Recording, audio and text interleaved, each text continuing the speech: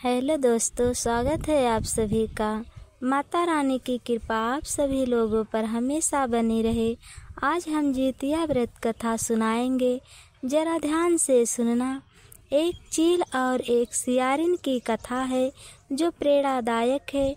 यह कथा शिवा माई की कथा है जिसे सुनकर दिल में भक्ति भाव उत्पन्न होता है। एक वन में एक बरगद के पेड़ पर एक चील रहती थी। बरगद के पास एक झाड़ी थी, उस झाड़ी में एक सियारिन रहती थी। दोनों में बहुत गहरी दोस्ती थी।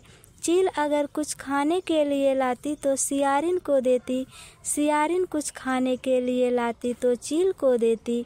इस तरह दोनों में बहुत व्यवहार था। दोनों के जीवन सुखपूर्वक व्यतीत हो रहे थे। एक बार वन के पास गांव में औरतें जितिया की पूजा की तैयारी कर रही थी। चीलों ने उसे बड़े ध्यान से देखा और सियारिन से यह बात बताई कि गांव की औरतें जितिया का व्रत करती हैं, क्यों ना हम दोनों भी जितिया का व्रत करें। दोनों आपस में तय करती हैं और जितिया का व्रत रखती हैं। दोनों बड़ी निष्ठा और लगन से यह व्रत करती हैं। दोनों दिन भर भूखे प्यासे रहती हैं, मगर रात होते ही सियारिन को भूख प्यास सताने लगती है। जब बर्दाश्त नहीं हुआ तो जंगल में जाकर मांस हड्डी चबाने लगती है। जब हड्डी चबाने की आवाज़ चील सुनती है तो पूछती है, यह कैसी आवाज़ आ रही है। तो सियारिन ने कह दिया, बहन, भूख प्यास मुझसे बर्दाश्त नहीं हुआ, मैं मांस खा रही हूँ, तो यह उसी की आवाज़ है। तब चीलों ने सियारिन को खूब डांटा फटकारा।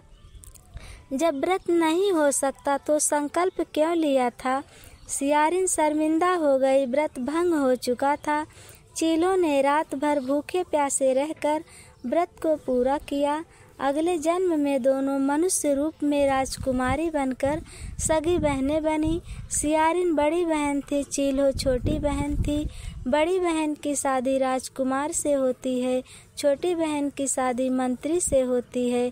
सियारिन रानी के जो भी बच्चे होते वे मर जाते थे, जबकि चीलों के बच्चे स्वस्थ एवं हट्टे कट्टे रहते थे। यह देखकर उसे जलन होती थी। सियारिन रानी अपने छोटी बहन चीलों के बच्चों का सिर कटवाकर डब्बे में रखवा देती है, पर वह शीश मिठाई बन जाता है। बच्चे का बाल बाका तक नहीं होता है। बार बार उसने अपने बहन के बच्चों एवं पति को मारने का प्रयास किया, पर सफल नहीं हुई। आखिरकार उसे माता रानी की कृपा से अपनी गलती का आभास हुआ। उसने क्षमा मांगी और बहन के बताने पर जीवित पुत्रिका का व्रत किया, विधि विधान से पूर्ण किया। उसके पुत्र भी जीवित रहे। यह कहानी से हमें यह सीख मिलती है कि जितिया का व्रत हमें विधि विधान से निर्जल रहकर पूरा करना चाहिए। यह व्रत पुत्र की लंबी आयु के लिए किया जाता है। अगर आप चैनल पर नए हैं तो चैनल को सब्सक्राइब कर लीजिए। व्रत त्योहार से रिलेटेड ज्ञान आपको बराबर मिलती रहे।